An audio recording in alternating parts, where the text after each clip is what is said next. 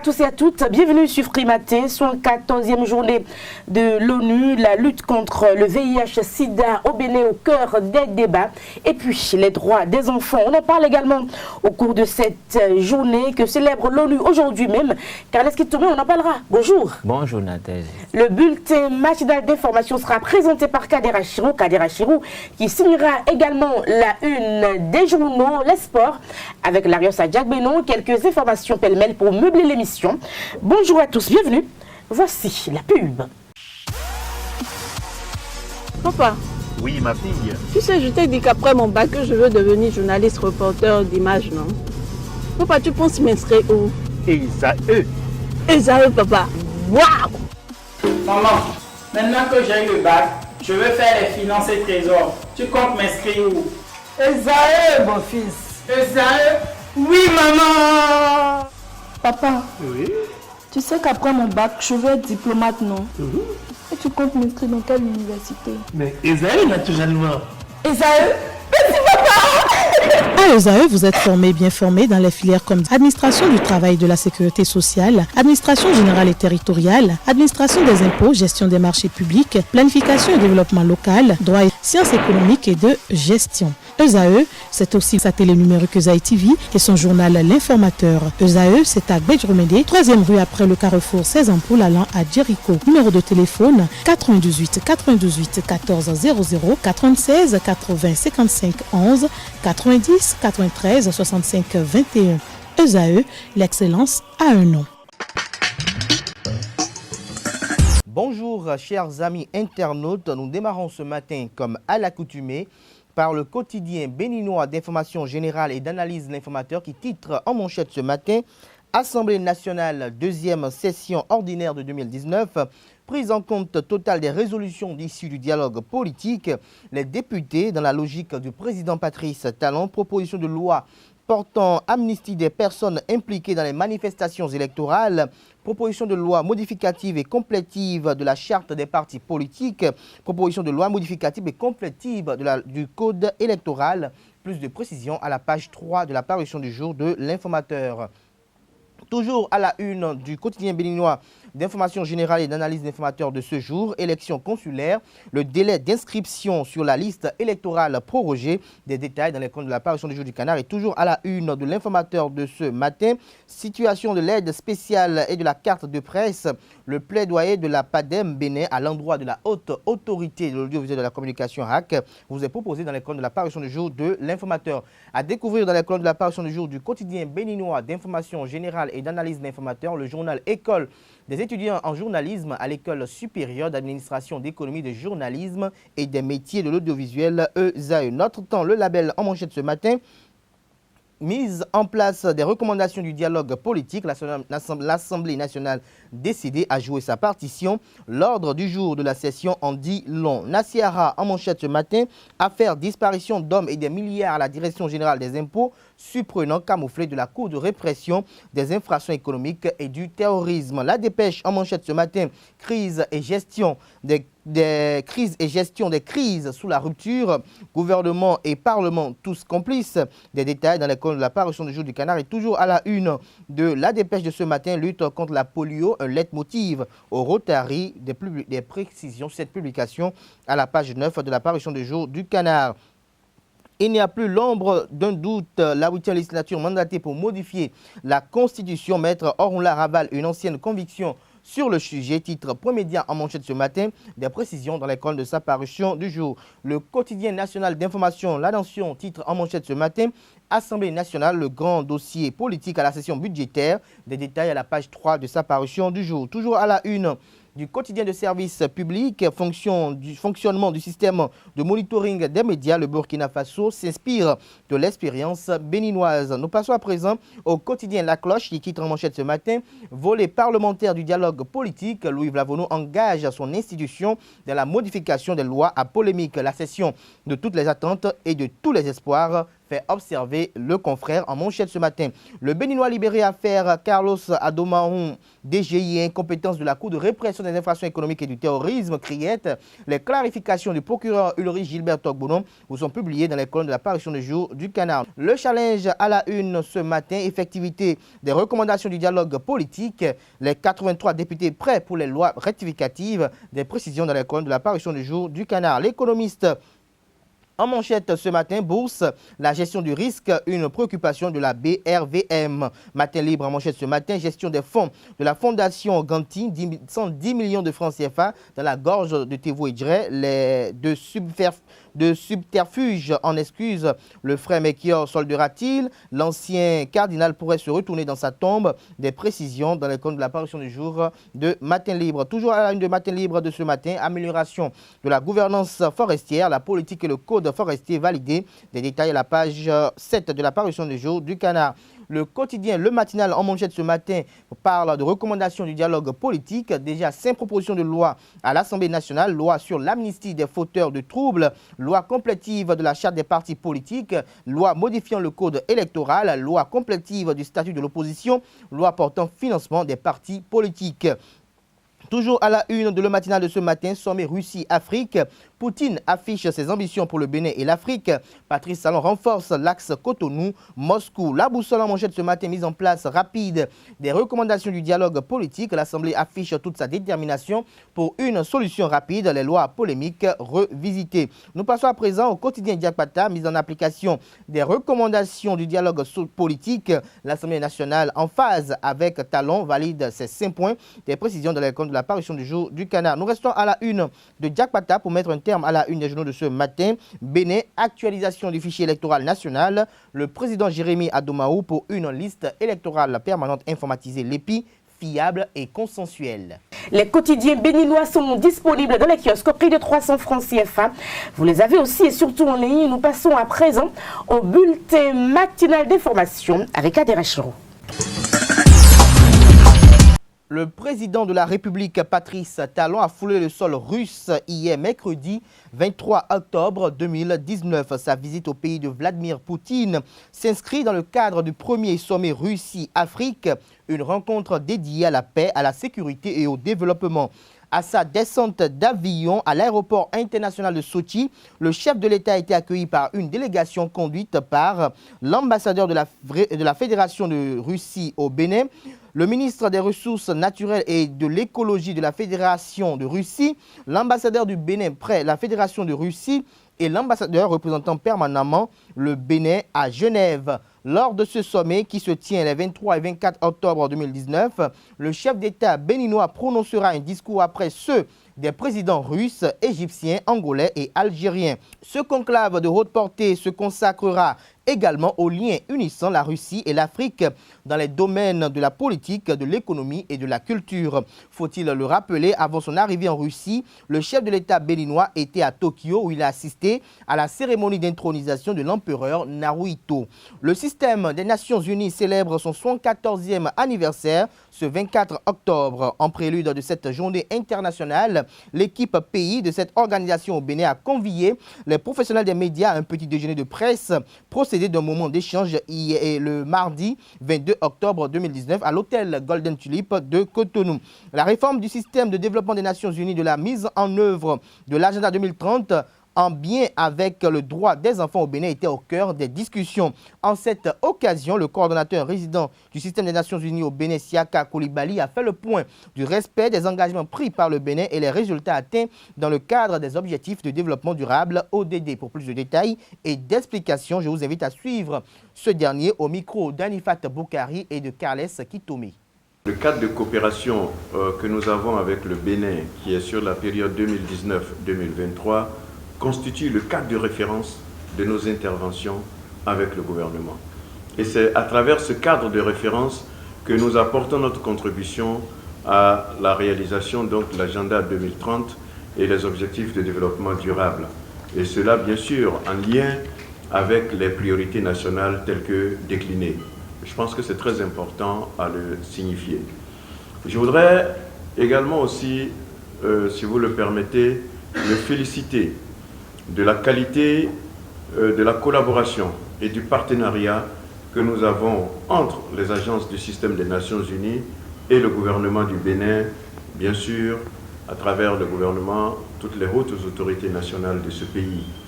Et je voudrais aussi profiter de cette opportunité pour encore une fois réitérer la disponibilité de l'ensemble du système des Nations Unies à continuer à apporter sa contribution au processus de développement de ce pays, notamment à travers ces cadres de planification que sont le programme d'action du gouvernement et le plan national de développement, sans oublier le programme de croissance et de développement durable.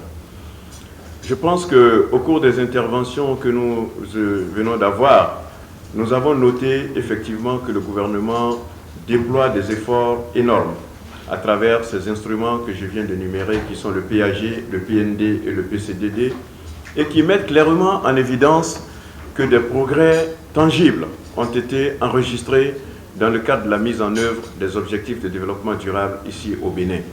Et je le disais tantôt dans mes propos liminaires, que le rapport que le Bénin a présenté au niveau de l'Assemblée générale des Nations Unies le 24 septembre dernier met clairement en évidence que des progrès ont été enregistrés sur un certain nombre d'objectifs de développement durable. Toujours dans le cadre de la célébration du 74e anniversaire de la Journée des Nations Unies, le représentant résident de l'UNICEF Bénin, Claude Kamenga, a eu à exposer le programme des activités prévues dans le cadre du 30e anniversaire de la Convention des droits de l'enfant. Il est au micro d'Anifat Boukari et de Carles Kitomé. La Convention relative aux droits de l'enfant, c'est le traité sur les droits humains les plus ratifiés dans le monde. En fait, il y a un seul pays qui ne l'a pas ratifié. À sa session du 20 juin dernier, l'Assemblée générale des Nations Unies a voté une résolution sur la commémoration des 30 ans de la CDE, la Convention relative aux droits de l'enfant. Et il y a des activités au niveau global et au niveau local. Au niveau global, je dois dire qu'il y a eu essentiellement deux grandes activités. Une qui a déjà eu lieu le 25 septembre dernier, lors de la 64e session ordinaire de l'Assemblée générale des Nations Unies. Et au cours de cette session, le représentant permanent du Bénin aux Nations Unies a renouvelé l'engagement du Bénin sur les droits des enfants sur instruction du gouvernement du Bénin. Le 20 novembre prochain sera célébré l'anniversaire à l'Assemblée générale et cette célébration connaîtra la participation du secrétaire général des Nations Unies, la directrice générale de l'UNICEF, les principaux des différentes agences des Nations Unies et les hautes autorités des différents États membres. Hors de nos frontières, pour finir, Donald Trump a annoncé ce mercredi la levée des sanctions imposées à la Turquie après l'offensive militaire contre les Kurdes syriens. Selon lui, un petit nombre de soldats américains demeurera en Syrie pour protéger les zones pétrolières. J'ai demandé au secrétaire au Trésor de lever toutes les sanctions imposées le 14 octobre en réponse à l'offensive de la Turquie contre les Kurdes de Syrie, a déclaré Donald Trump ce mercredi 23 octobre à la Maison-Blanche. Une décision prise par le président américain pour saluer le cessez-le-feu de long de la frontière syrienne annoncée mardi soir par la Turquie. Ces sanctions seront rétablies s'il se produit quelque chose qui nous déplaît, a toutefois prévenu le président américain. Ce sera tout pour le bulletin matinal d'information. Nous prenons le rendez-vous pour 19 h pour la grande édition du journal télévisé sur ESAE TV. Nous parlons donc de la 74e journée de l'ONU et comme je l'annonçais, la lutte contre le VIH-Sida et puis les droits des enfants au cœur des débats. Oui, tout à fait. C'est vrai que depuis, disons, 2 ou 3 décennies, le sida est devenu une pandémie mondiale. Et les gens ont eu peur du sida, les gens ont eu peur de mourir du sida et c'est vrai qu'aujourd'hui, il y a quand même des dispositions qui sont prises pour que les gens puissent quand même vivre avec ce virus, même s'ils étaient atteints. Et donc aujourd'hui, l'enjeu, c'est de pouvoir dépister les gens à temps et les mettre quand même sous antirétroviraux pour qu'ils puissent avoir une certaine immunité temporaire qui leur permette de vivre presque normalement. Sinon, vivre normalement. Le sida n'est plus cette maladie qui tue tout de suite comme la peste et d'autres maladies. Aujourd'hui, on peut même dire qu'il y a des maladies qui ont l'air plus bénies, mais qui tuent beaucoup plus rapidement. Le palu tue beaucoup plus en Afrique que le sida. Et l'Ebola et d'autres choses, le cancer, c'est des maladies qui ne pardonnent pas du tout. Mais aujourd'hui, le sida, il y a quand même un certain contrôle. Et mieux, aujourd'hui, le combat, c'est du côté de la mère et de l'enfant. Parce que si on protège les enfants, si les enfants ne contractent pas le sida, c'est déjà bien. Et ils ont des chances de vivre. Et quand ils observent quand même l'hygiène nécessaire en la matière, ils sont protégés. Donc, c'est ce dont la représentante de l'ONU-SIDA a parlé le mardi dernier au cours d'un déjeuner de presse. Elle a quand même expliqué qu'au Bénin, sur 64% des enfants sont dépistés avant l'âge des 5 mois. Donc, tout enfant aujourd'hui qui naît au Bénin, 64 enfants sur 100 sont quand même dépistés pour savoir s'ils l'ont ou pas. Et au cas où les gens qui ont été détectés en fait, où on a su qu'ils avaient déjà été reçus le virus de leur mère, il y a au moins 44% qui sont pris en charge systématiquement. Et donc, il y a quelques petits dysfonctionnements qui font que tout le monde n'est pas pris en charge, mais il a été noté que le Bénin fait beaucoup d'efforts en la matière pour quand même freiner la propagation de cette pandémie. Et étant donné que cette 74e journée des Nations Unies est couplée avec le 30e anniversaire de la Convention du droit des enfants, et ça a poussé quand même le système des Nations Unies au Bénin et les agences à orienter beaucoup plus leurs actions sur ce qui est fait en direction des enfants, que ce soit l'UNICEF ou tous les autres organismes. C'est bon, ce qui se fait, c'est global, mais beaucoup plus pour les enfants parce qu'il est dit qu'il vaut mieux protéger les enfants pour que les adultes soient beaucoup plus forts. Donc, si on attend de traiter les adultes et qu'on ignore les enfants, ça peut poser des problèmes. Mais il faut noter que le Bénin a été bien noté sur beaucoup de paramètres et que le Bénin a respecté pratiquement tous les engagements qu'il a pris avec la communauté internationale pour le bien-être des populations.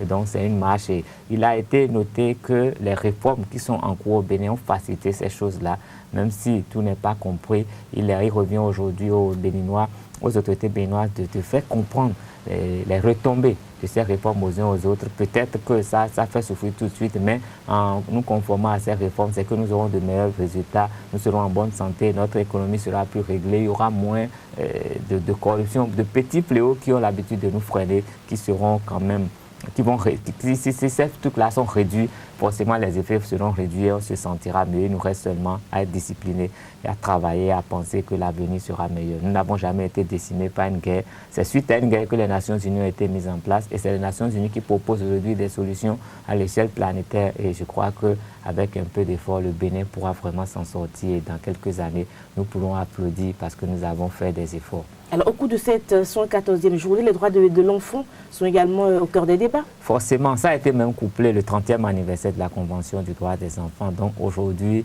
je crois qu'il est important que chaque Béninois puisse aller quand même s'imprégner du contenu du Code de la famille. Parce que dans le Code de la famille qui a été voté au Bénin il y a cela, je crois, il n'y a pas très longtemps, et beaucoup de dispositions ont été prises pour que les droits des enfants soient respectés. Et toutes ces choses découlent de cette convention relative aux droits des enfants.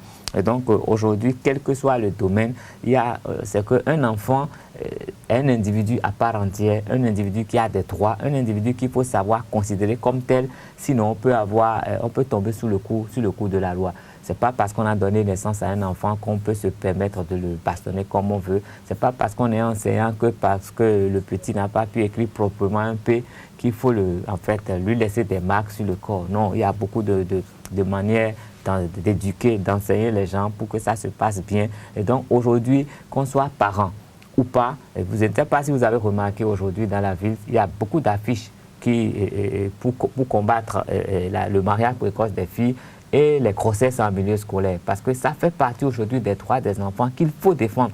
Et le Bénin s'est engagé fortement dans cette dynamique. Et il y a beaucoup de sanctions qui sont prévues à l'encontre de toutes les personnes qui s'amuseront à engrosser ces enfants, non seulement ces filles qui sont à l'école ou dans des centres de formation, ou encore ceux-là qui vont les prendre en mariage. Parce qu'il paraît quand même qu'au Bénin, il y a une bonne proportion de filles qui vont en mariage avant l'âge de 16 ans. Et bon, ça, on ne perçoit peut-être pas ça tout de suite autour de nous.